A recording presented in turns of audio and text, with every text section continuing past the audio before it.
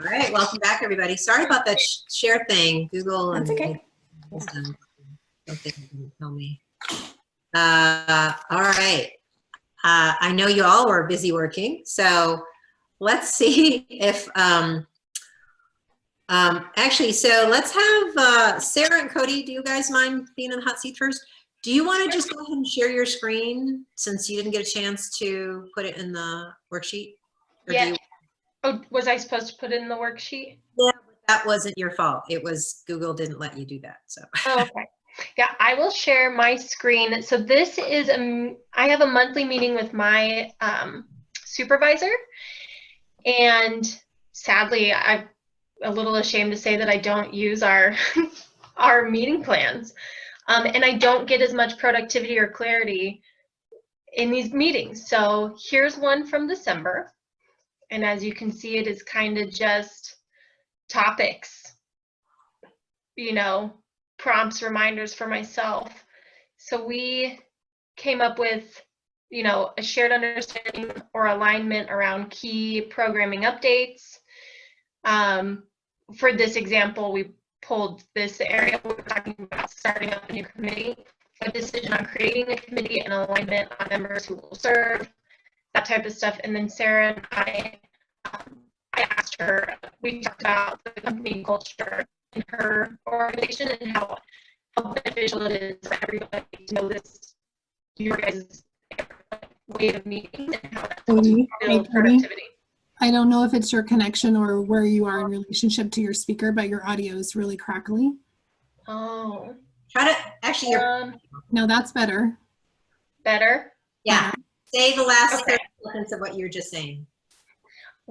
Just the end of our conversation was hearing how her entire company, knowing this meeting plan that you guys are sharing with us, how that's helped build a more productive meeting culture within their organization. Yeah. And this is entirely new in ours. Nobody uses this. I think Shannon can attest to, I feel like some people are resistant to the process because it's new. Awesome. Great. I'll just say there are people who are still resistant within SIA. No offense to Joanne, but that still occurs even when it's not new. Yeah. But those are two nicely articulated outcomes. Like I could feel like I don't even have to be part of your group and I can get behind that, right? So yeah. That's nice. Great. Good job.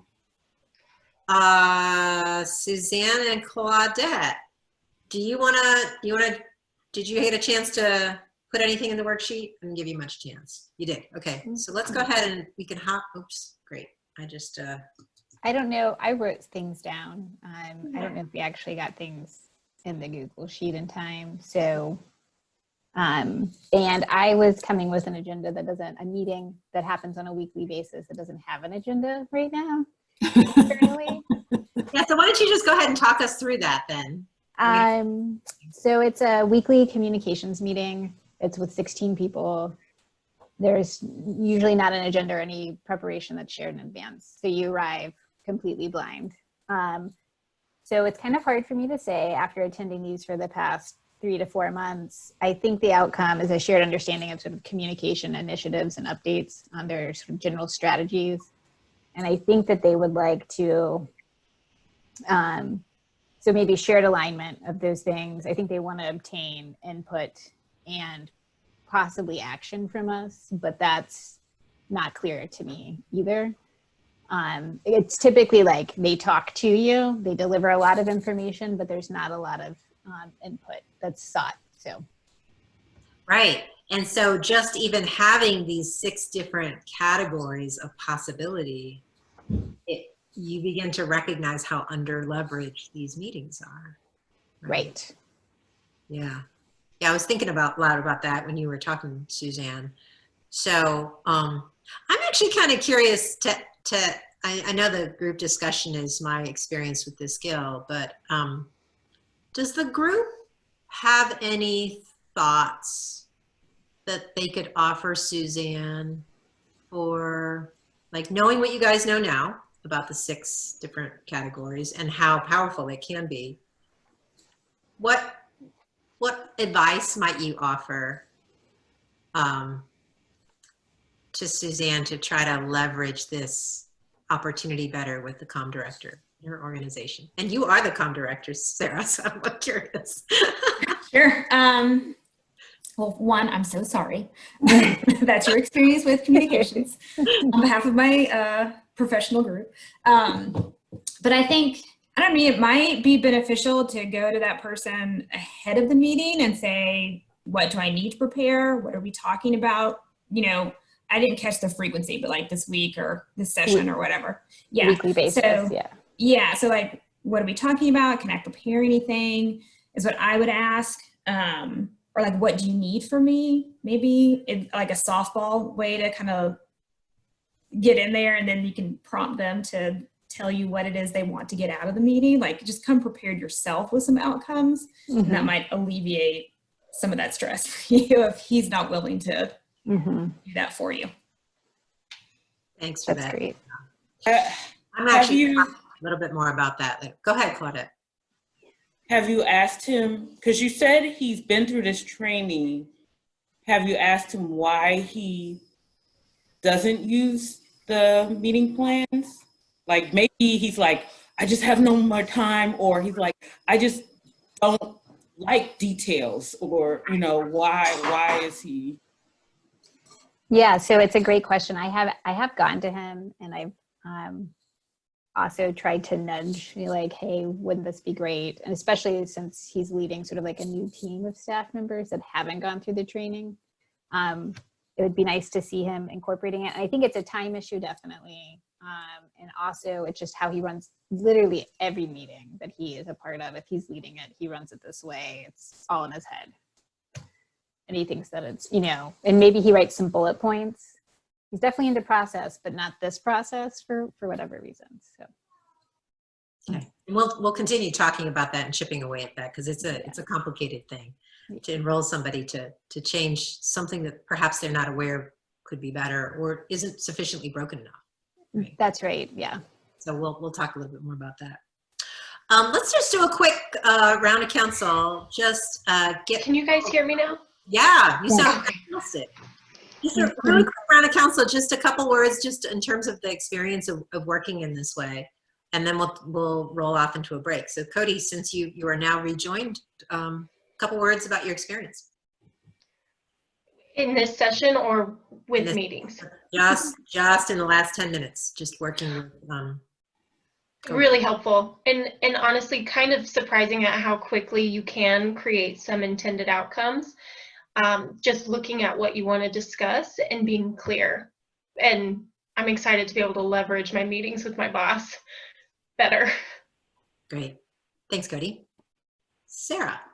Yeah, so I mean, I came prepared with a meeting design that is like this process meeting design, but definitely looking always for ways to upgrade it. And I think that even going through the process with Cody and hearing about other people, like, it's helped me think of some ways that I can improve where there might be some sort of blank spots, for lack of a better, some gaps.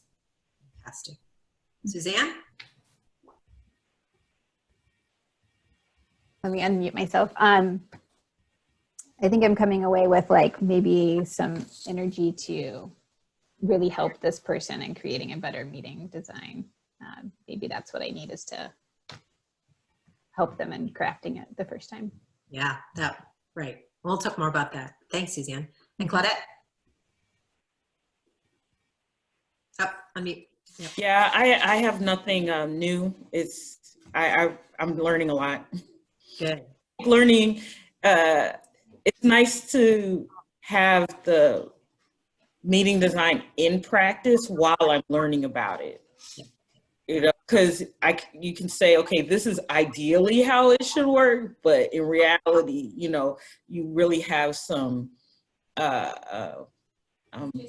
things to work with. Yeah. And learn more. Great. Shan, you have anything you want to say about this? I think this is one of the most strategic skills that we can develop, is this ability to move from activity to thinking and intended outcomes. And there's an opportunity, again, putting meetings in the context of broader change, right? You're thinking about the intended outcomes of a particular meeting, in the context of this larger change initiative that you're leading potentially.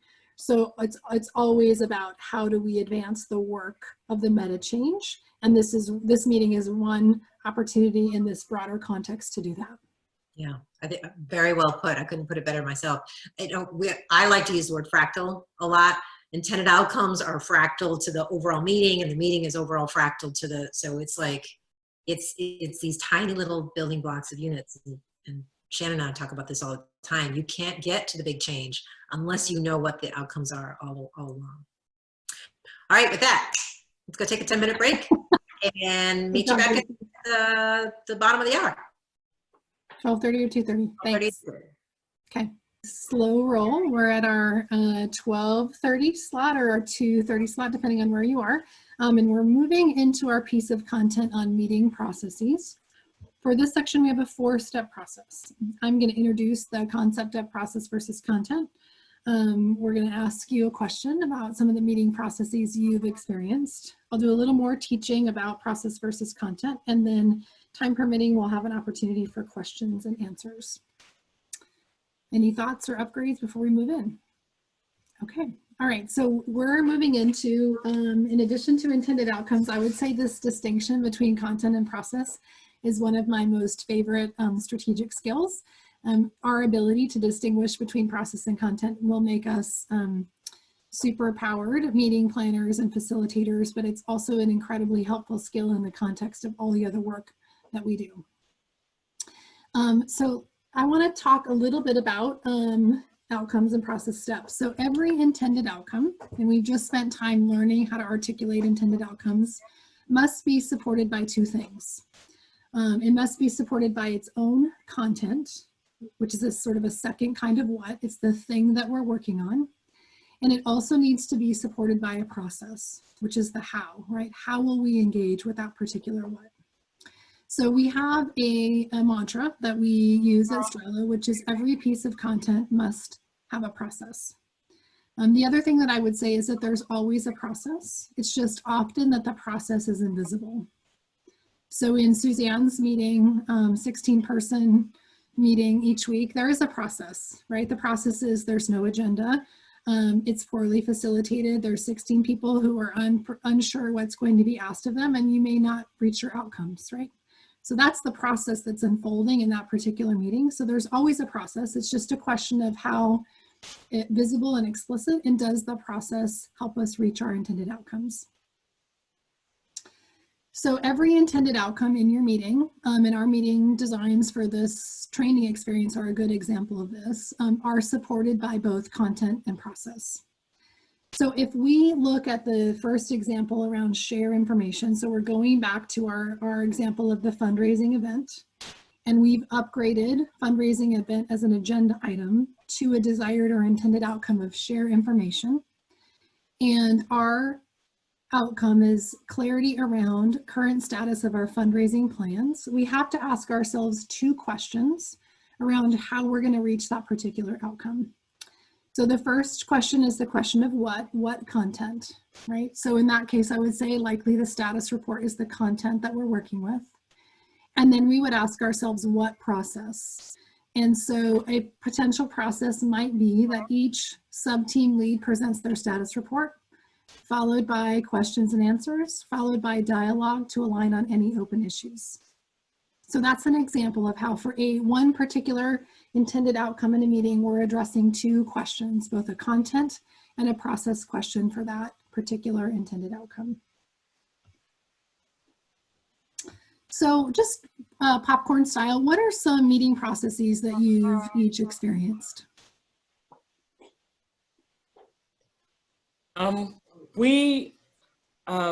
Project management classes, I've taken a lot of those. Okay. And so what's a process, Claudette, that you would use in a project management or in a project status meeting? What's a process you might use?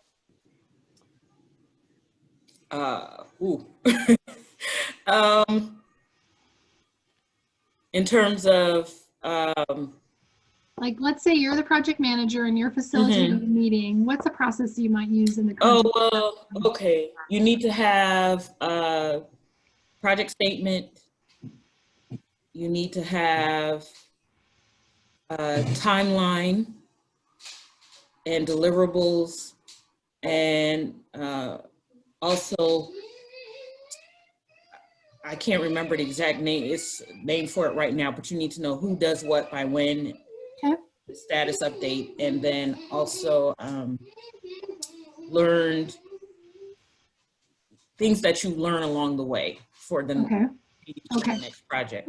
So a lot of what you just shared, which are all absolutely things you need from a project perspective, but those are content, right? A project statement, a timeline, deliverables, those are all really good examples of content. And then we likely need that content in a project status meeting to accomplish our outcome.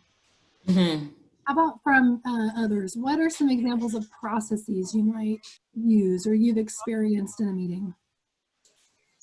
I can talk about not meetings that we run, but meetings that I attend elsewhere in the university. It seems like the common process to any specific piece of content is one person shares, open dialogue, questions and answers. Like it's just this constant, here's our update. Does anybody have questions so that I can answer? Okay, which I may not even describe as dialogue. That sounds like present. So present is a process, and question and answers. Those are definitely common processes. Other thoughts on typical processes that you've experienced?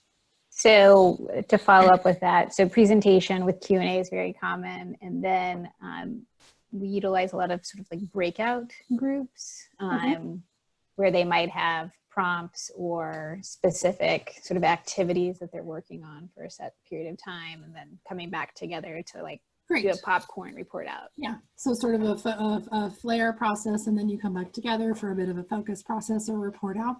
That's right. Great. Okay, so those are all good examples. And these are some typical processes that we experience in meetings. Presenting, Cody, which you talked about. We might experience arguing right in a poorly facilitated or poorly designed meeting. We might experience that, reporting out, brainstorming, questions and answers. We want to get really, really good at the skill of distinguishing between process and content, and then designing processes that help us to meet our particular intended outcomes. Not all processes are created equal. Not all intended outcomes are created equal. So I want to talk a little bit about the primary considerations when designing processes. So the first are our intended outcomes. So we always start with our intended outcomes, and we need a process that is sufficient to accomplish that particular intended outcome.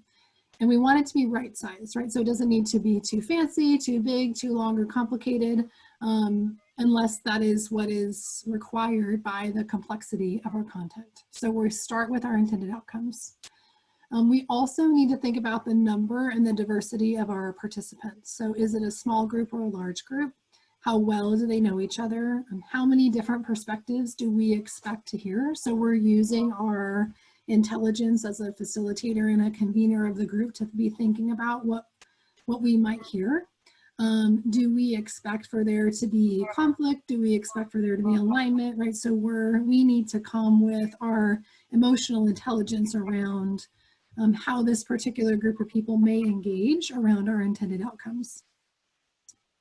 We're also thinking about the inherent complexity of the content. So creating a strategic plan, as an example, is a lot more complicated than making a simple tactical decision. And for our meeting participants who might have a resistance to process, nothing wears them out more than over-engineering the process to be bigger than or unnecessary for that particular outcome. So we're really looking at how do we align the complexity of the content with the complexity or the sufficiency of the process. We also want to be thinking about the stakes of the meeting. So is it a key, is it a key meeting? Is it a kickoff to a strategic initiative? Are we seeking to get commitment from our stakeholders who are incredibly important in the context of our broader change initiative? So the stakes of the meeting will also inform us as the meeting planner what degree of process we need to reach our intended outcomes. And then our digital and physical space. So particularly in our world today, thinking about, are we going to be in a room together? Are we going to be, I have a child who's waving goodbye as he goes off to the skate park. You know, are we going to be in a room? Like I have a client, he's like, well, we might be in a room together, but we're going to need to be 6 feet apart. I'm like, I might rather be online, but okay, right? So how do we design, you know, any collaborative work if we're going to be in a room together, but 6 feet apart? Are we going to be online and in person and blend? Are we all online? And if we're online, what's the technology like? Are we all on Zoom? Are we on the phone, right? So we're just constantly thinking about our digital and physical space as a input to the processes that we design. So again, starting with our intended outcomes, the outcomes always drive the process, and then we're thinking about these other considerations as well. Hey, Shan. So, yeah. Before you go on, I want to talk about diversity just for a second, because this is a value of ours. So in this class already, you've seen us model a couple of different processes, and we've been very intentional about that. So sometimes we do silent reflection, sometimes we do popcorn, sometimes we do council, sometimes we do breakout. That's not random, right? It's all because we are looking at the intended outcomes, and we are intentionally designing the processes to support those desired outcomes. And from a D&I perspective, these different processes are really, really important. So you're going to be able to, because oftentimes in a meeting setting, in a team setting, you're under leveraging introverts, you're under leveraging women, right? If you got a bunch of guys that, sorry to be gendered, but you know, people who tend to speak a lot, extroverts, introverts, people who tend to mansplain or whatever. English as a second language, right? Cultural differences, learning style differences. So all of that, thinking through your processes is a way to really, really genuinely tap into that collective wisdom that's latent within every group. Awesome. Yep. Thanks. Great, thank you. Yep. All right, so why do we care, right? So why do we care to make your processes explicit? So we talk about the tyranny of implicit processes, and it based on your meeting disappointments that you shared when we were checking in, I think you've experienced these questions or thought to yourself in a meeting, like, what are we doing? When do I get to ask a question? To Joanne's point earlier, introverts typically love the meeting design because it gives them a sense of safety, and it lets them know when they're going to have the opportunity to insert their thinking into the meeting. There's nothing worse than putting an introvert on the spot. How can we get our best ideas on the table? How can we narrow options? You know, when is so-and-so going to stop talking? So these are the things that we experience when we're in a meeting that is supported by insufficient process. A quick story relative to my family. So we are often in the practice of having family meetings, and we had a pretty important one, like right after Christmas. It was this sort of like, we're going to get back on the schedule. We're going to re-implement screen time rules, you know, sort of getting everybody back on track. And that meeting was a total shit show. Okay, like after an hour, it's like kids are crying, you know, everybody's yelling. It was like, one of those situations where you're watching your family and you're thinking like, what is happening, right? And then I walked away from it. We agreed to stop. We were going to come back again and try again the next night.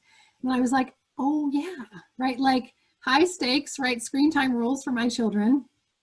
Insufficient process, right? This was a meeting that was totally unsupported by a process, which is something that you can do even with, you know, teenagers and a 12-year-old. So that is often what can happen if we have a meeting that is supported by insufficient process. So the benefits of explicit processes.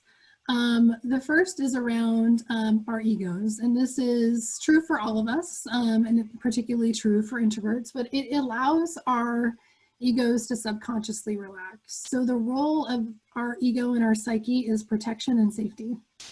So when we are in situations where we're not sure what's going to happen, our ego has a tendency to respond, and sometimes not in a healthy way, right? So having an explicit process allows us to know how and when we're going to engage with each other.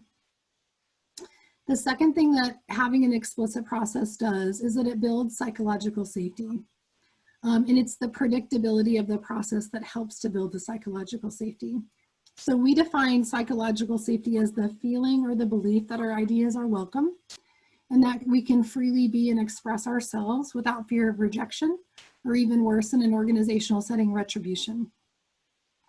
Psychological safety is one of the 3 requirements for engagement, and it's really, really necessary for a team to do their best work. It's also necessary to prevent groupthink. So our desire to conform is incredibly strong. And if we don't feel psychological safety, it is unlikely that we're going to share our best thinking with the group. So going back to the values that we Strelo share, if our role is to elicit the collective wisdom of the team, psychological safety is a precondition for that to happen, and explicit processes can help us to do that. It also, because of the benefits of psychological safety and allowing our egos to relax, it allows us to engage in real-time work and problem solving, right? It's those things that allow us to be truly creative and innovative when we're working in a group. And if we're, again, thinking about meetings in the context of the building block for solving complex problems and leading change, these are the conditions, right, that we need in order to engage the whole person or to engage head, heart, and hand. So again, if we're thinking about meetings in the context of leading a group through change, we're seeking to keep the group aligned and working together. So we want the group to remain united around the work and around the change that's underway. So we advocate from that perspective that we are leveraging processes, communication processes that build to a we state. So we might use as an example advocacy in a meeting. That can be a place to start, right? If you're looking to get a group to make a decision or to head a particular direction. But generally speaking, from the perspective of building a community and leading an inclusive way, we lean towards using lots of counsel and dialogue processes because they are the thing that's going to allow most explicitly each person to participate and to bring their best thinking. Okay, so some final thoughts about designing processes. You want to use just enough process to achieve your intended outcome. There's definitely both an art and a science to process design. And much of that art is in learning to understand the interplay between the outcomes, the group dynamics, and the impacts of particular processes. And that just comes with lots of practice and doing it over time. It does get easier with practice. And then I would say that it's worth it, right? It is worth it in terms of reaching our intended outcomes and realizing the benefit of the meeting and really thinking about the energy and the momentum that achieving meeting outcomes can generate for the team and for the change that you're leading. Any thoughts or questions before we move forward? Thoughts or questions about processes? Cody. Can I just get clarity on what council process is that? Just all of us answering in? Yeah, so council, so when we check in, that's council process, and the check-in is the content, and the process that we use to facilitate that is council. So council simply means that every person has the opportunity to take a turn and to speak their truth uninterrupted. So, and you can use council process in all different kinds of ways. You can use it as we do to check in and check out of a meeting, right? So from that perspective, it's great for community building. You can also use it to check for early alignment on a decision. Like let's say the team's been working on a particular decision and you want to just, you want to get take a quick temperature. You could have people do a council, even using their hands, like, are you thumbs up, sideways, or down on a scale of 1 through 5? How aligned are you with this particular decision? So you can use it to get a sense of the degree of alignment or misalignment in the group, and then you'll know as the facilitator what you're going to need to facilitate or how you're going to need to facilitate for the group to reach alignment. Good, okay. Other thoughts or questions about process design? Okay, all right, so with that, we're gonna segue. We've talked about the first 2 W's of powerful and productive meetings, and Joanna's gonna talk to us about the final 3, who, why, and when. Thank you, Shannon. I see Suzanne's got an intern as well with her. Oh, I love our interns. How come my intern is off playing and not working? All right, so let's go ahead and go to 39, who. So in this next 20-minute section or less, I'm gonna essentially walk through the rest of. I'm gonna start by talking about who, because it's something we've often given short shrift to, and I think now, especially now that we're meeting in a digital age, the meeting roles becomes much more critical than ever. Go to the next slide, please. All right, so role. We're going to talk a lot about roles throughout this class as well. So we like definitions. So the definition of the word role is a function assumed or a part played by a person or thing in a particular situation. The great thing about this definition of role, it presumes that many of us can be playing different types of roles, sometimes simultaneously. So it may be helpful for us to identify which role we're playing at any given time. Let's go ahead and go to the next slide. In meetings, there are 5 common should be explicitly made roles: participant, facilitator, recorder, subject matter expert, SME, and timekeeper. So you can play these different roles, and they all serve different functions. Next slide. All right. My favorite role definition, I think, is the participant role. I remember when I first learned this a million years ago, this whole idea of defining your responsibility as a participant, as someone who participates in a meeting constructively, that was mind-blowing to me. I had sat through God knows how many, like 10 years of faculty meetings in which I just wish I had known that, because it would have been a game changer right there. The idea that a participant's responsibility and their role is to participate constructively, and it is also their primary responsibility to achieve the meeting intended outcomes. This begins to shift our frame from the person who quote unquote leads the meeting and puts the responsibility on the participant to achieve the meeting intended outcomes. The person who is primarily responsible for that is playing a different role, and that is the role of the facilitator. I was telling Shannon that we should extract from our language lead a meeting, run a meeting, because that's not really a role. A role is performing go back to the slides again, to our definition of role again. A particular function. Running a meeting is not a function. It's like a title. It's like a job description, right? So a function is facilitator, participant. Okay, go back. Thanks. All right, so we're going to talk a lot about facilitator. Shannon in particular is going to talk a lot about facilitator, but I want to introduce this topic because it is not the person who's running the meeting. It is not the person in charge of the meeting. It is not the person leading the meeting. This person provides a very specific function, which is they are the steward to help guide the group through the meeting plan. They are supposed to be a neutral servant to the group, not someone with an axe to grind, right? Their job is to keep the group together, to keep things moving on time and on track.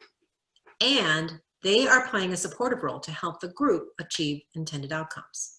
This is a very important and critical role. And I think we often get it conflated with like who's ever meeting is in charge. So this idea of it being a neutral servant is really important. We'll talk a little bit more about that.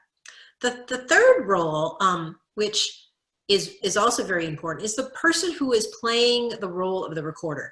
In Robert's Rules of Order, it's called the secretary. It's really not a secretary. It is the person who is capturing the meeting in real time. So when we use a Google Doc and we're working on a meeting, and Sia, you guys do this, and Cody, I think you've seen Shannon do this, this idea of capturing what people are saying in real time is really important because people want to make sure that they can see what they have said as being part of the record. Then, of course, you have your subject matter experts, often the person leading a particular topic. Sometimes this person is not a standing member of the group. A lot of times, I don't know if you guys have meetings in which people want to attend your meeting for whatever reason, right? They think they're part of the group, but they really aren't. This gives them a particular role to play, which is you have been invited to this meeting to be a subject matter expert. And then the fifth role, which we often underappreciate, but certainly find very valuable, especially with someone like me who tends to get a little long-winded and lose track of the time.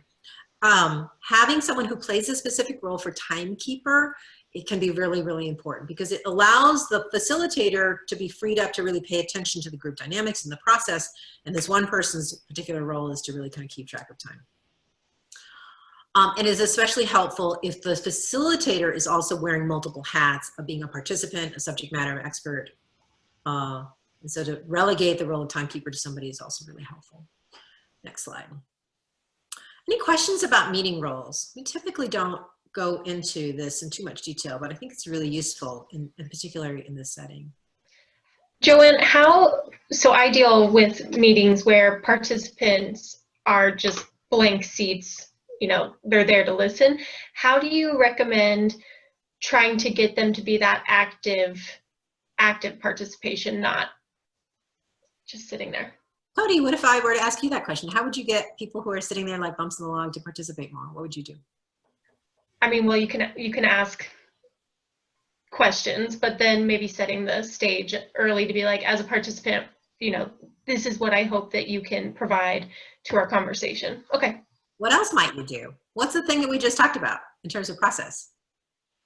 Setting up like a council process. Council's Popcorn. Popcorn, that's right. Brainstorm, right? Good. Right? Give them something to do. Have them actively contribute, right? This is why process development is really important. Okay. All the techniques that we've employed with the Blue Sky leadership team for that first meeting with them, giving them pre-work, using council to start, having processes throughout the meeting, right? You're doing all of the things that help to build their engagement. Yeah. Any other questions about process? Yeah, Suzanne, take your, yeah. I had a question.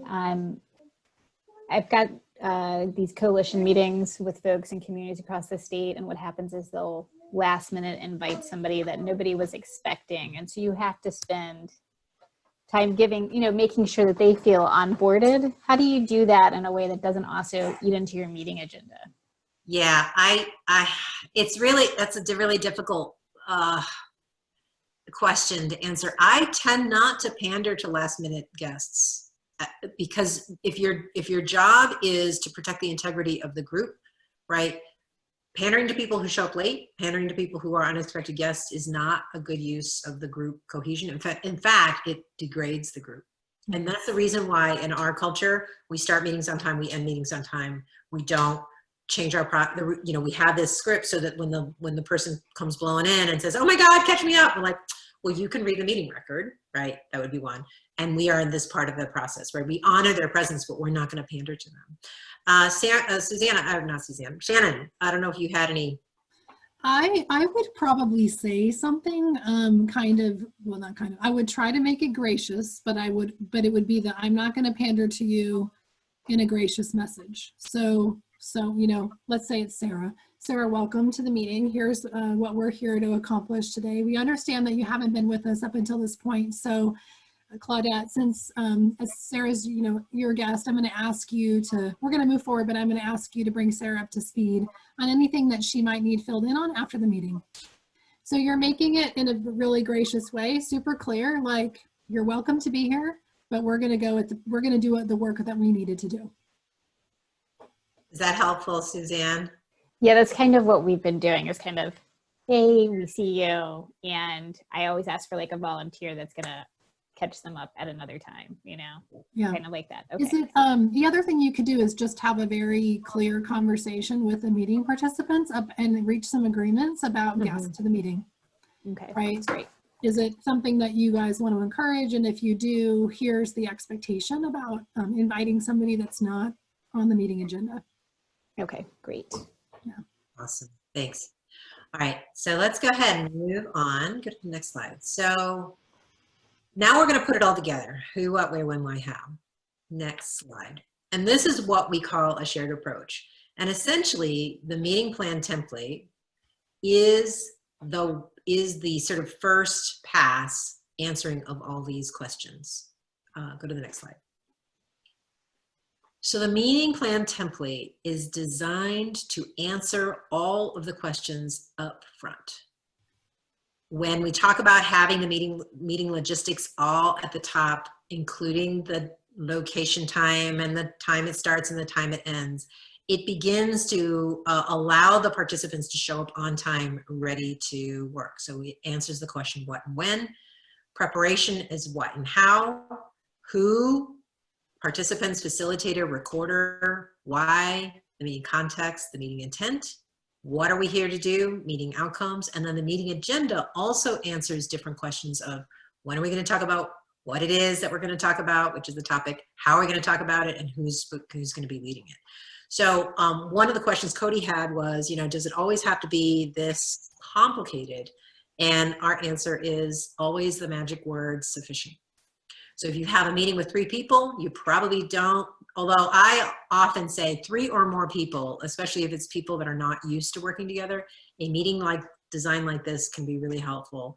And when I think about, Suzanne, like your situation where this person just refuses, my mind just kind of goes to, you know, what is so much more potential that this person could be getting out of their meeting if they just made things a little bit more explicit. You don't have to use a full-blown meeting design all the time, but I would say at the very least, and Shannon and I were just talking about this in a break, whenever I go into a one-on-one meeting, even if it's a coffee meeting or a meet and greet, in my head, I have a very clear intent and I have at least 2 intended outcomes, the things that I want to get out of the meeting. When Sheryl Sandberg first wrote her Lean In, one of the things that she said in there, she never takes a coffee date unless she has a really clear outcome that she's seeking. What she's talking about is she has a clear intended outcome. Every coffee meeting can be elevated to a strategic meeting. You're trying to get something done. Can I trust this person? Who is it? What's this person about? Do they understand anything about me? Will they trust me more, right? These are all intended outcomes. And if you walk into a meeting with that mindset, it automatically elevates your game, right? And also makes the whole, like, I'm not really sure what I'm supposed to be getting out of this meeting, we're just spitballing. You don't have to enter in any meeting with that sort of level of ambiguity. In fact, I almost never do that. Every conversation I have, I've done a little bit of pre-thinking in terms of what I intend on getting accomplished. Now, what the meeting design the meeting plan template is merely the structure that helps support those functions, right? It is the function of answering who, what, where, when, why, how that we want to accomplish. The meeting plan template just helps us get there. Any questions about that?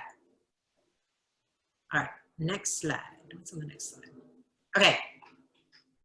So my take home for all of this, use what you need, leave the rest. Do not feel as though you have to use a meeting design template for all your meetings because it'll make you and everybody else crazy. I love it. Shannon loves it. We love using it. But if certain meetings, like I work with a lot of teachers and teachers go, well, I'm not going to, you know, bust out a meeting design when I meet with a parent. Absolutely. Don't bust out a meeting design when you're meeting with a parent because they're not going to appreciate that. It's not in service of whatever it is your intention is. But you might want to have a couple of intended outcomes and perhaps a couple of process steps in your head, right? So use the meeting template to guide your own thinking. So you want to consider your setting, consider your audience, consider, do y'all like each other? Do you work well together? If the answer is yes, everything is great, then you might want to think about not having so much structure. If it's a high stakes meeting, I would definitely consider using a meeting design template. The more people, 3 or more, absolutely, it becomes more imperative that you use some elements of the meeting design template, but essentially it's up to you. And one of the things that we often hear is, oh, this is too much structure. We don't want to be so confined. We would say that the structure actually allows for more freedom and flexibility. Because if you know what sandbox you're in, then it allows you room to play. If you don't have boundaries, then it becomes a very ego disorder. Shannon talked a lot about ego orientation. So we use the meeting design as an ego orientation device. Next slide. Yes, a truism as opposed to a truism. I would say all meetings are planned. Most are planned poorly. And even when you don't plan, that's still a plan. So if you say you don't have time to plan a meeting, that's still a plan. It's just not a very good plan. And what will end up happening is you'll end up dealing with the ramifications of not having planned to begin with, which is the putting out of fires. So much of our lives are spent chasing after people and putting out fires that we forget that that's actually time that we didn't have to have spent if we had spent a little bit more time on the front end planning. Next slide. All right, so final take-home messages about this. Here are rules of thumb. Shannon said this earlier, I'm gonna say it again. Let the outcome drive the process steps. Some people get they fall in love with their process steps, like we wanna use Post-it notes. Like, why? What is the outcome you're trying to get done? So let the outcome, let the end state determine your process steps. One of the things we really advocate you doing is visualize, just like an athlete will visualize a game or a musician will visualize them performing. Visualize the meeting unfolding in your mind as you are planning and anticipate what's going to go wrong. And at least initially, I know it sounds like a lot of time, at least plan 50% of the time of the meeting duration to plan for a productive meeting. You can cut that down significantly, but initially when you're practicing it, you want to give yourself that time. And then finally, if you don't think you have time to plan, think about how much time you spend after that meeting chasing people around, begging them to follow through on the things that they promised, putting out fires.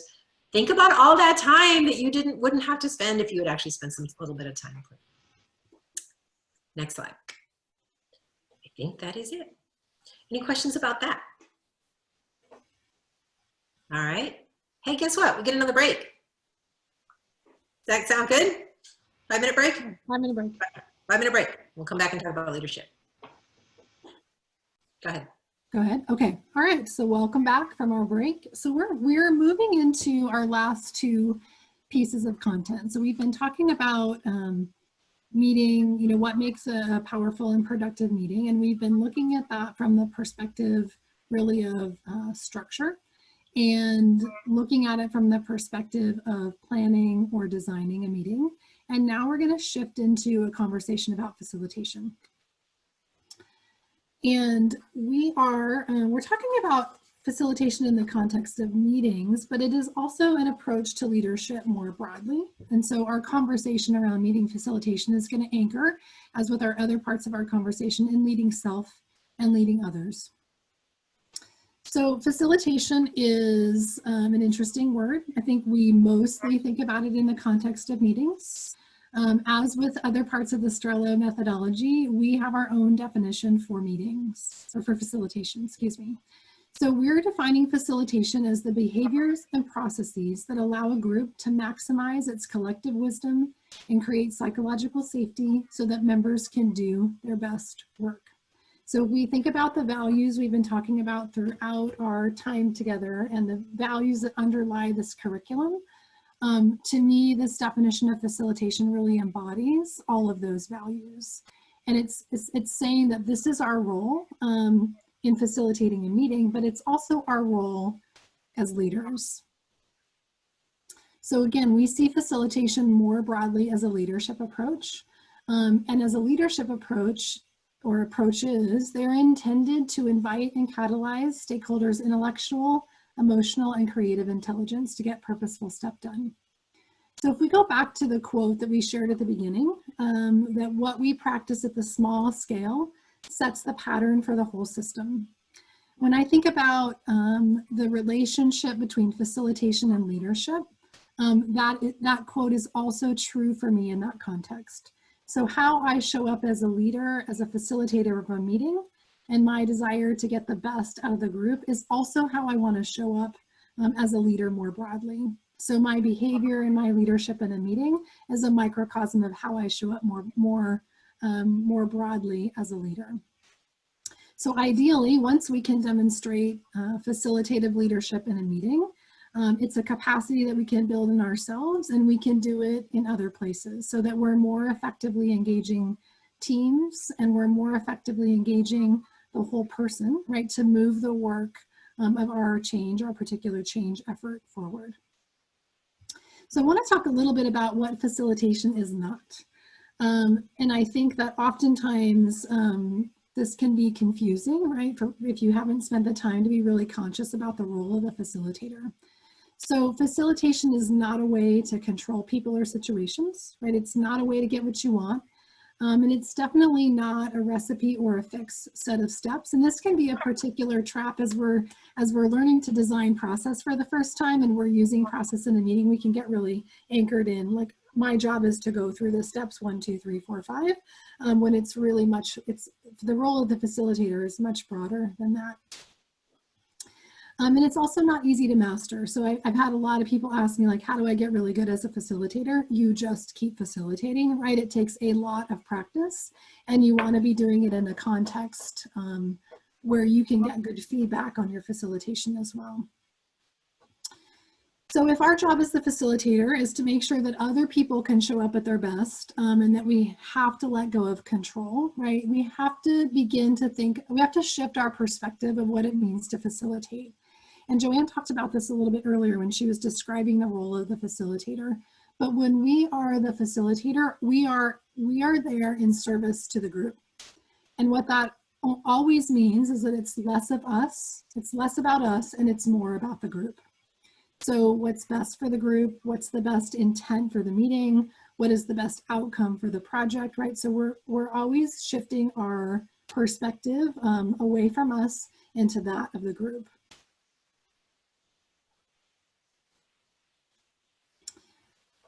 So if that's the definition of facilitation, and that's the relationship between facilitation and leadership, and we know that our role is to catalyze the best thinking and the collective wisdom of the group, then what are the skills that we need, right? So we're going to talk about the skills we need from a facilitative perspective, again, looking through the lens of self and others.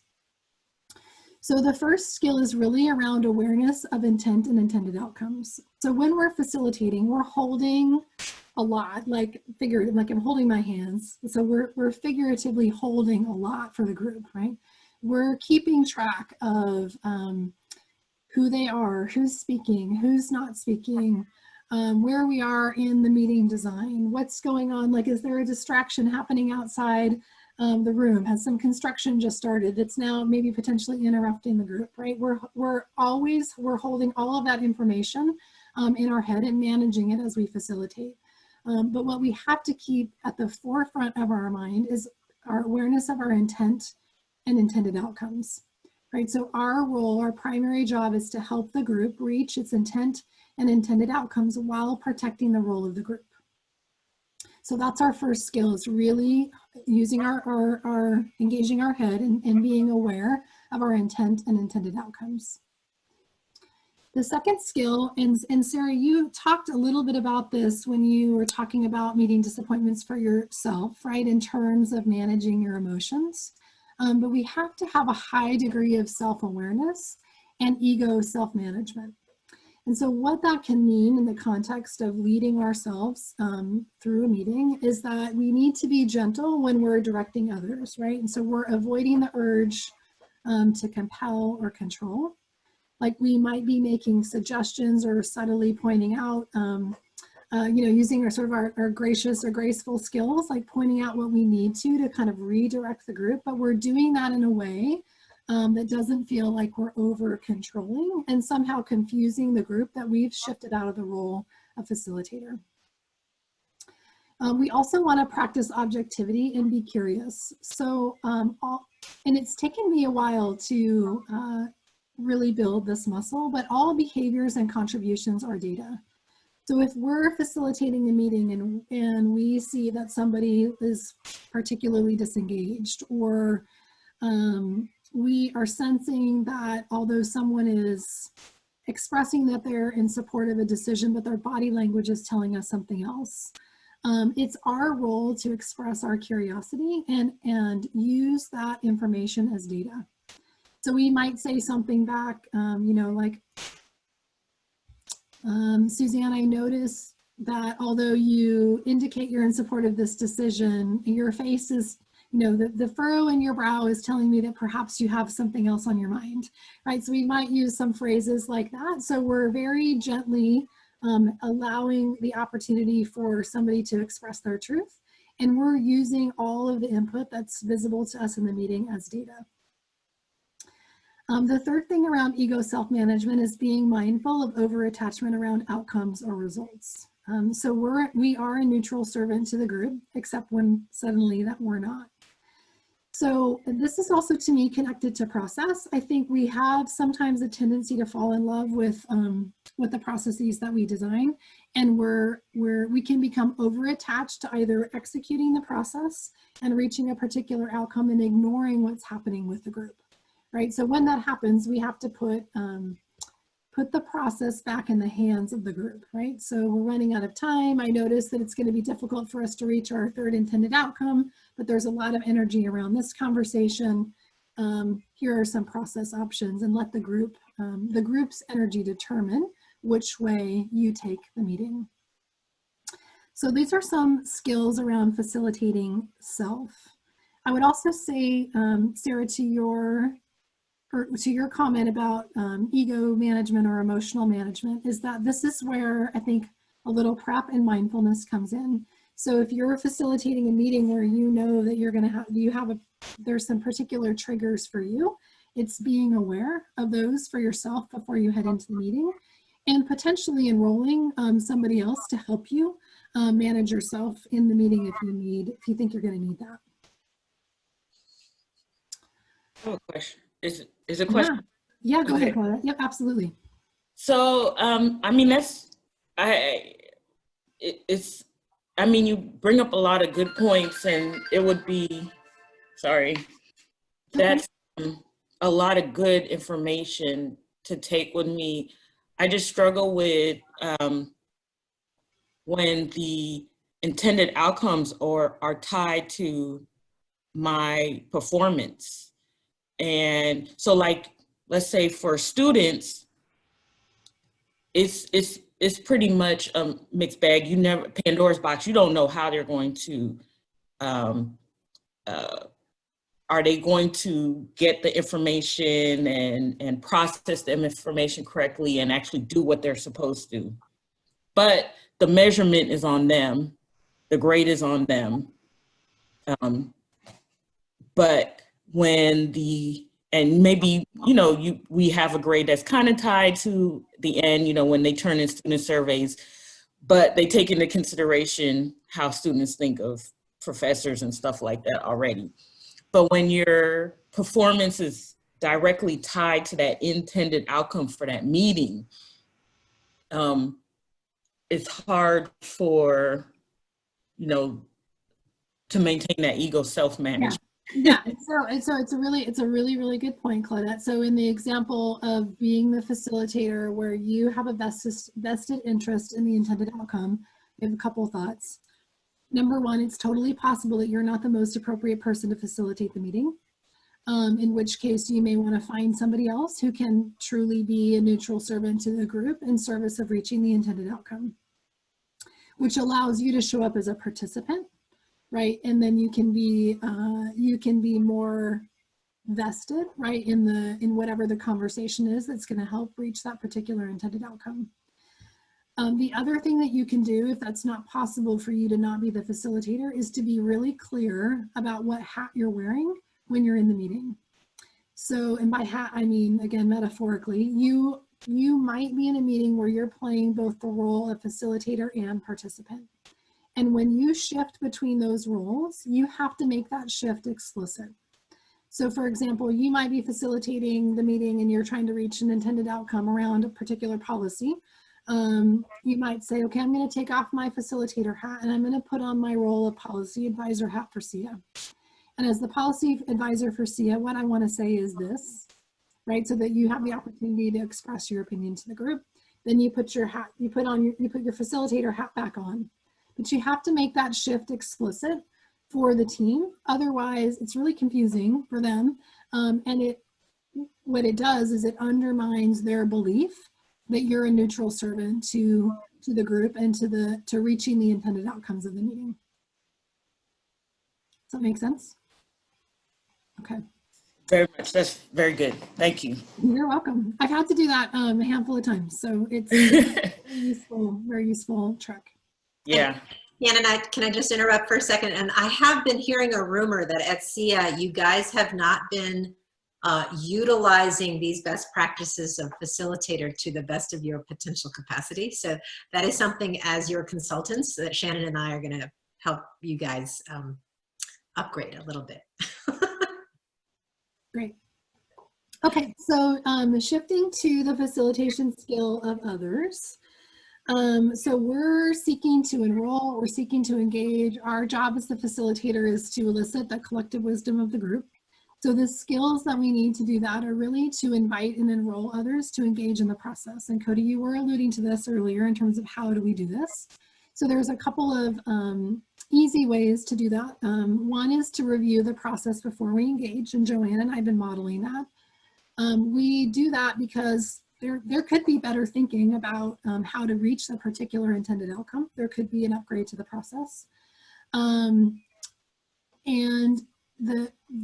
there's the actual step of reviewing, then there's the asking for upgrades, right? Both of those create enrollment.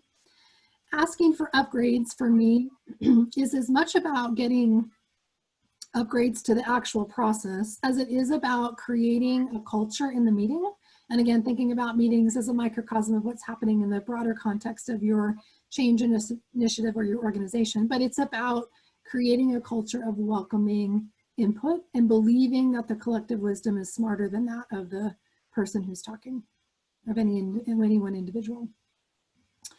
The second skill that we need as facilitators is creating the conditions for engagement. And this sounds kind of vague. We talk about this a lot as creating the container. A metaphor that I like to think about when I'm thinking about creating the container is that if I want to have, taking it back to my family, not the family shit show meeting, but if I want to have a really nice family dinner with my family, right, where we can enjoy each other and we can have conversation, we're going to do things like clear the table. We're going to set the table. We're going to ask our sons to leave their cell phones, right? They're not allowed to come to the dinner table. I'm going to put my cell phone on silent. I'm not going to answer the door if the doorbell rings. So those are all things that we're doing in terms of creating the container, right? So if we expect to come together and engage in a particular way, we're creating the conditions for that to happen for a family dinner in that example. I think the same is true in terms of how we facilitate, right? Our job is to create the conditions for engagement. So we're doing things like welcoming people, right? We're checking in. We're always thinking about the tone and the energy and the feeling, right? The feeling tone that we're creating in the context of the meeting. The third skill for engaging others is really being curious. So asking a lot of questions to obtain data. You're constantly checking for comprehension, both yours and theirs. And then we're looking for and seeking alignment. Hey, Shan, as your unofficial timekeeper, you're 5 minutes over time, just so. Okay, I'm gonna go faster. Okay, so facilitation skills for others. We're gonna move into something, I'll do this quickly. This is really also, there's a skill around which questions you ask and beginning to ask questions with intentionality. So we have 5 different kinds of questions that we suggest you use as the facilitator, and different questions elicit different responses. So yes or no questions that's kind of a mediocre question from a facilitation perspective. It's going to help you determine passive agreement or disagreement, but we very rarely recommend that you use opt-out questions, or sorry, yes or no questions. An opt-out question determines the active disagreement or misalignment. So we might use it for things that are lower stakes, right? Is anyone not ready to proceed? Would be a good example of an opt-out question. We want to use opt-in questions when it's important that we have active agreement or alignment. So is everyone aligned around, I'll use one of the projects that Cody and I are working on, the theme for the summit, right? So that's an important decision. So we would choose to use in that situation an opt-in question. And then we want to use open-ended questions when we're looking to create space for the group to explore possibilities and alternatives. So here's some examples of how different questions elicit differently. And we want to ask questions that an individual can answer. So we wouldn't ask the question, is everyone ready to proceed? Because you guys can't answer that on behalf of everyone. But we could say, is anyone not prepared to proceed? Is everyone okay with that? Is anyone not okay with that? So these are some examples of how we want to make sure that we're, as the facilitator, we're addressing our questions such that they are a question that an individual can answer. This is another technique for creating active engagement. Right? If I'm asking a question that no one can answer, I'm unconsciously generating disengagement in my meeting. Okay, questions about facilitation and its relationship to leadership? Okay, hearing none. Joanne. Okay, so we're in the last section of our workshop. So it says 20 minutes. We'll see. We'll try to get through this quickly. So this is sort of like the icing on the cake. This is some of my, I know we've been saying throughout this whole thing, like, this is our favorite, this is our favorite. This is one of my favorite things because it's very powerful. And the other thing about this concept of preventions and interventions is that you can essentially do this at any time. It is not necessarily a meeting specific technique or approach. It's a way of thinking about how to create the conditions so that people can work best together. So next slide, please. So I'm going to take a look at the four of you. Who knows who has painted a living room before? Raise your hand. Okay, all those, keep your hand up if you're the painter's tape and drop cloth person. Oh, you're Sarah put her. Are you a painter's tape and drop? Like, do you do all the prep? Or okay, oh, three of you. And Sarah are sort of. So Sarah, are you like a just clean it up? Yeah, clean it up as you go on. Right.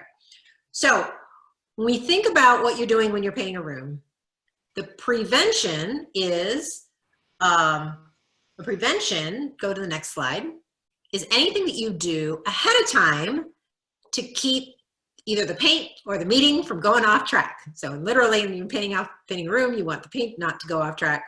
And so you're doing a lot of prep work in advance to make things a little easier in advance. So a good prevention can also create the condition for positive results to occur, not just avoid negative ones. So that's what you do in advance. So that's called a prevention. Next slide. The complement to that is something you do in real time. So that is essentially the sponge that you always keep nearby when you're painting a room. The things that you're going to do in real time when something has happened to put the group back on track. Now, the great thing about a good intervention, unlike the sponge, but a good meeting intervention, it also serves as a very good prevention to prevent the next mishap from happening. So as a facilitator, we're always toggling back and forth between preventions and interventions. Next slide. So if I were to ask you the question, if we use a meeting design in a meeting situation, is that a prevention or an intervention? Prevention. Prevention, right. It is a massive prevention. It is probably the biggest prevention we have in our toolkit. It's essentially the roadmap. It tells us who's doing what, when, right? It is the thing that gets everybody ready to go when they show up to the meeting. And so just because you don't have a meeting plan doesn't mean you don't have a prevention, but it can be very, very useful to serve as a massive prevention. Good. Go to the next slide. So we've actually covered a whole bunch of other preventions. We have talked about the check-in. The check-in is actually a good prevention to assess temperature, mood, capacity of people to do the work. Reviewing the meeting design. People go, we really have to review the meeting design.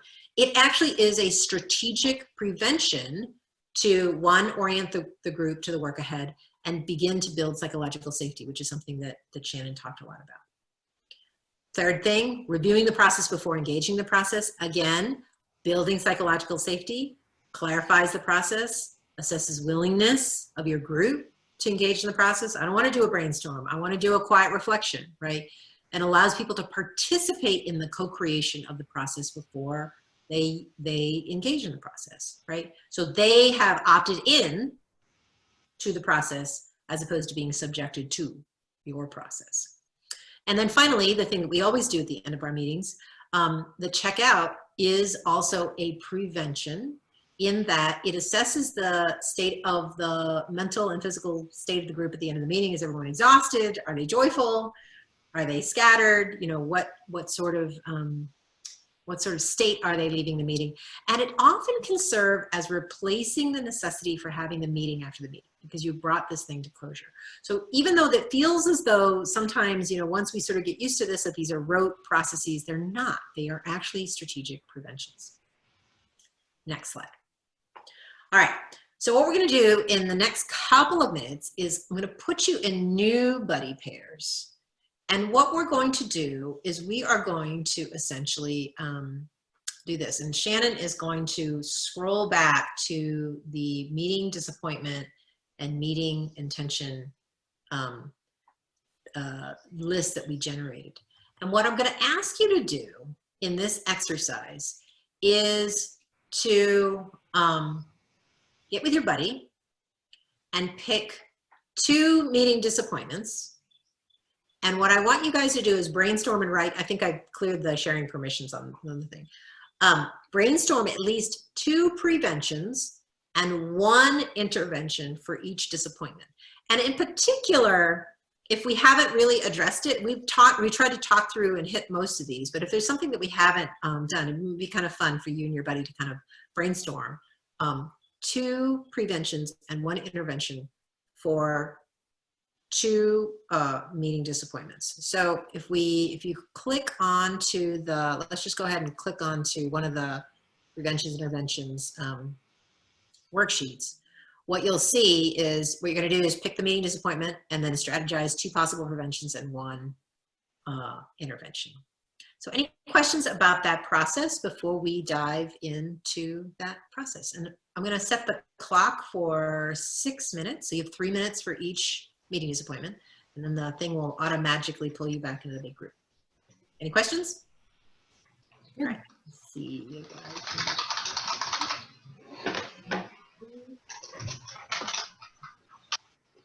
Okay. All right, have fun.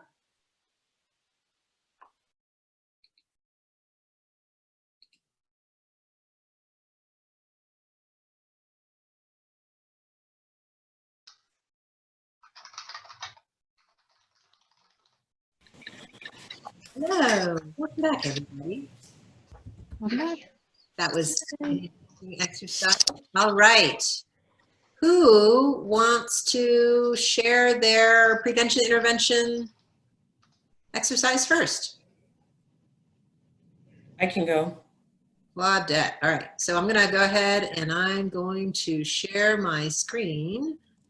And that way we can all look at the same thing. Let's see, how do I do this? Share screen. Go for it. So we talked about disengaged participants, because that's like my pet peeve, although I was doing it too because it's the end of the semester and all the students are texting me at the end of the semester, like the last few days. And then the second one was no clear steps. So for being disengaged, 2 possible preventions would be having a check-in question at the beginning and the end, and then also some kind of built-in question for does anybody have any suggestions for meeting upgrades, and make sure it's like a council question. And then a possible intervention, like if is to be curious and watch people's expressions and their demeanors and ask questions right then and there if I see them disengaged. Cool. And then, should I do the second one also? No clear next steps. This was Cody, so Cody, tell me if I read it incorrectly. So 2 possible preventions: review of intended outcomes that explicitly call out next steps in the content area, include next steps, and review what is being asked of people before they check out. So that's built into the meeting plan, those things. And then align on next steps and assign responsible party in real time. So, you know, go around with council, I'm assuming, and say, okay, let's make the assignments right now. Great. You know, one of my clients has taken the meeting plan template and actually added an extra column on the right with action steps. As they go through the meeting, they're assigning people in real time. So they don't do it at the end, they do it like, and then it's all color coded and everything with dates and stuff. So there are ways you can modify the template to do exactly that. Joanne, can I say something relative to this particular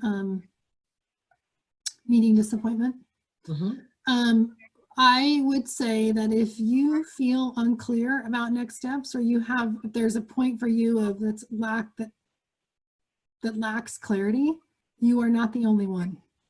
Like I often find that we're timid or somehow afraid to say, wait a second, that doesn't seem clear, or to step in. And I've just learned to trust that if it's not clear to me, there's at least one other person that's not clear as well. So feel free to insert yourself in such a way. Good. Yeah, that's a really good point. And I would say for the disengaged, like we had talked about earlier, build in processes that enlist their engagement, right? More participation in your processes. Cool. All right. Next group, Sarah and Suzanne. Yeah, I can report out for us if you want. So we only did one. We only got through one of them, sorry. So we were talking about lack of active listening / defensiveness, but I kind of feel like those go hand in hand when people are sort of waiting for their turn to say their piece. So we thought that possible preventions for that were to make sure that we review the process and are all aligned on that. So if they're kind of just unsure when they'll be able to speak, they'll kind of know when it's coming. And then also provide opportunities to ask for counsel during the meeting design, so that they have that opportunity again, but it's like baked in, so they're not just sort of blurting it out and, you know, not really engaging. And then possible interventions were like opt-out questions, like, is anybody not aligned? Again, just giving them like a structured opportunity to do that as opposed to freewheeling it. But we did not get to our second meeting disappointment. You know, one of the things that just reminded me to just mention to you, remember at the very first session, we created that agreement of how to participate. That is actually a really good prevention, where we create the meeting expectations up front for how we agree that we're going to show up. In fact, I forgot, one of us is going to clean it up and represent this, and we completely forgot to do that. So we should do that for next time. But yeah, that is a huge prevention for creating the container of a healthy participatory meeting culture. Awesome. We are really quickly running out of time. So let me ask the group, does anyone have any burning questions about preventions and interventions before we talk about next steps? All right, in that case, Shan. Okay, my job to present next steps. And yeah, if you can just keep showing that. I'm gonna keep showing my screen. And especially since we know that this is a pet peeve for Suzanne and Cody for sure, like no clear next steps. So here's what we're gonna ask you to do for your prep for your buddy meeting. So the first request is some kind of similar to the request around self-other system, which is as you go about your week, begin to observe your meetings. And we have some prompts of the kinds of dimensions of your meeting that we're hoping that you can notice. But you're really just beginning, and I think this will be pretty easy, given that most of you have been exposed to this way of facilitating meetings in the past, but you're just beginning to notice in each meeting that you sit in, how might it be improved based on the content that we've been talking about today. So intended outcomes, process steps, preventions, and interventions. So just beginning to try on your ability to see those in real time. The second request for prep is that you pick a meeting that you currently facilitate or one that you plan to facilitate, so something that's coming up for you that you'd like to upgrade or you'd like to design using the meeting plan, and begin moving that meeting plan into the meeting plan format and there's a link in your buddy meeting plan. There's a link to the meeting template for you to use, and then bring that to your buddy meeting. And in your buddy meeting, you will give each other coaching on how you might continue to design or upgrade that particular meeting. The third thing that's not here on prep, because you'll do it in your meeting, but I'll just give you a little foreshadowing of that now, is that we're going to ask you to generate a list of questions, if you have them, about facilitation. So anything that comes to mind for you, particular situations or skills or questions that you might, that you can bring back to our next full group session, and we'll use that to seed our reflections about meetings and have a conversation about facilitation. So thoughts or questions on prep for your buddy meetings? I have a question. Okay. So I'm learning on the job and I have some meeting ideas I want to create. We always do a scope before we do the meeting plan. Is that jumping ahead? Is that jumping the gun? Jan, you want to answer that? Well, I mean, I would probably go with it depends, Claudia. Like in this case, I don't feel like for this homework assignment, you need to necessarily do a scope. I might depend on the particular meeting that you're choosing. So if it's a big, hairy content, you might want to do a scope first, but in the context of a lower stakes meeting, I think you could move forward with moving it into the meeting plan. Okay. Yeah, and Claudette, if it helps, I can talk a little bit more about how the scopes are used at ZIA when we do our buddy session. Okay. And we're going to talk a lot about scope next, all of it next time, but I will say that one of the things you're going to notice when you do move into a scope process is it's essentially a meeting design template is a mini scope, right? It's got a context field, which is analogous to situation. It has an intent statement, it has intended outcomes. The action plan is the agenda. So they're actually not different things. They're the same thing. It's just that we deploy them. One is a thing bounded in time and space in a meeting, and a scope is not. So it simply is missing the Z dimension of time. So, but if you're starting out thinking about a new initiative, essentially the meeting design template is the scope, if that helps you guys that are. And then Okay. we're going to talk about that next time. Mm-hmm. Cool. Okay. All right. Oh, well, the last just point is that the buddy meeting designs are posted. They're in the buddy meeting design folder. There's one for each buddy pair. And then I'll also send out our slides. I won't send them out, but I'll repost the slides now that they have our discussion notes in them, and they'll be available on our Google Drive as well. All right, Shannon, in that case, Okay. I think you're also taking us out. Okay, so we're going to move into our checkout. So our checkout for today is, what are 2 ahas you are taking away from today? Who would like to start?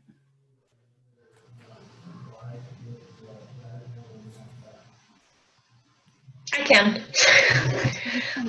One of my ahas is just really, even for low stakes and coffee meetings, ones that don't seem that big of a deal, to really take even like 20 minutes to just think about what is it I want out of them and build in some mindful intended outcomes.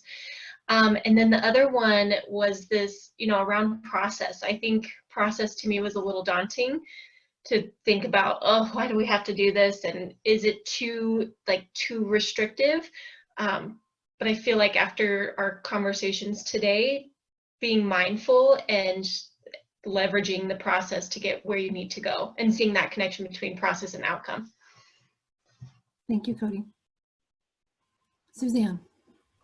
So same thing for me in a way, being brave with my outcomes, being more brave with outcomes and Cool. Designing meetings. And then I also have this recurring thought of a lot of our meetings probably don't need to happen. They probably could be an email, and like speaking that truth internally, like how do we become more effective? Because we don't need a meeting always, and being more efficient. Great. And being the person who's brave enough to say, what if we did this in an email instead of a meeting? Yeah. Yeah. Awesome. Thanks, Suzanne. Claudette. I learned a lot about process also, and the difference between content. Like, I have a lot of training in content, but not a lot in process. And so it was really like, oh, there's a big piece missing. And then also just really great solutions to real-time problems. That was really good. Thanks, Claudette. Sarah. I'm gonna echo what Cody said on the thinking through even small meetings, because I definitely don't do that. I definitely have off the cuff, non-plan, even a little bit of planning in my head I think would help. And then also, just ways that I can further refine the scopes that I'm using in my meetings. I think we all tend to get into ruts of behavior. And so it's easy to lose sight of sort of what our original focus is, and we kind of let things slide. So it's nice to kind of bring it back to the structure. Great, thank you. Joanne? My two ahas are to really go back to I think I get a little lazy, and I just design my intended outcomes kind of a little bit willy-nilly. I wonder what it would look like if I actually went back to the 6 different things, and whether or not even I could bump up my meeting designing skills. So that's my first just aha or takeaway. And the second thing is what if we just set the bar really high for what we expect from our meetings as being opportunities for real-time problem solving and real-time creative thinking? What a game changer that would just be, as opposed to reporting, right? If we just never even thought about that even being a sufficient criteria for reporting, but some higher level, maybe that could make it more joyful. I don't know. Those are my 2 takeaways. Thanks. All right, and so for my checkout, I'm actually gonna share my screen. I wanna share a quote with you guys and tell you a little story. So one of the bodies of work that I had the pleasure of leading in my last role at Micron was to help the company define its core values. And that was a year-long process.